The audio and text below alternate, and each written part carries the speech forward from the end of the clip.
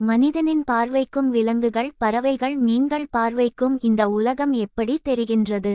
விலங்குகளின் பார்வைக்கு visual perception உலகம் நம்முடைய பார்வைக்கு மாறுபட்டதாக தெரியும்.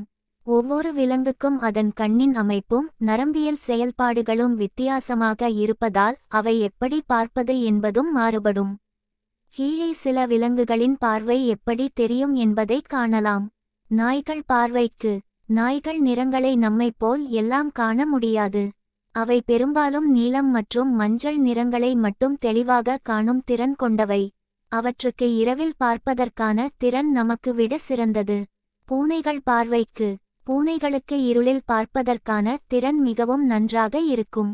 அவை குறைந்த வெளிச்சத்தில் நன்றாக காணும். நிறங்களை குறைவாகவே உணரக்கூடும்.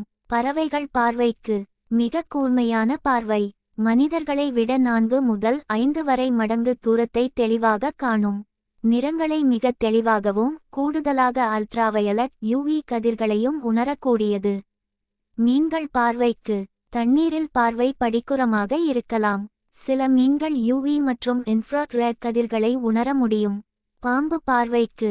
சில பாம்புகள் இன்ஃப்ராரெட் வெப்ப கதிர்களை உணரும் திறன் கொண்டவை. உண்மையான நிறம் அல்ல, ஆனால் வெப்பம் அடிப்படையில் காணும்.